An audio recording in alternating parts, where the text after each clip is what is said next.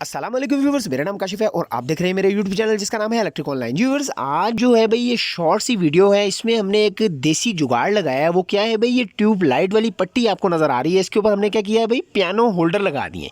भाई राड जो है वो चेंजिंग कर करके जो है ना, वो ये कस्टमर कह रहे थे कि भाई इसकी रोशनी भी कम है और बार बार राड नहीं चेंज होता, भाई इसके ऊपर कोई जुगाड़ लगा दें। तो हमने क्या किया है जी, 2 पियानो होल्डर लगा दिए हैं B22 यानी कि पिन वाले होल्डर। तो इसके ऊपर अब आम बल्ब भी लगाएंगे और ये अपना चलाते रहेंगे, और जैसे ही बल्ब ख़राब हुआ तो छोटा या बड़ा बल्ब अपनी मर्ज़ी के साथ लगा सकते हैं। तो टाइम ज़ाया किए बगैर इसके ऊपर बल्ब लगाते हैं और देखते हैं भाई इसकी लाइट कैसी है। जी तो पहले दोस्तों 12 वाट के 2 बल्ब इसमें मैं लगाऊंगा LED, और इसके बाद देखते हैं भाई इसकी लाइट कैसी है और ये चलने में कैसे हैं। तो जल्दी जल्दी बल्ब लगाता हूँ और उसके बाद इसको आपको चला के दिखाता हूँ।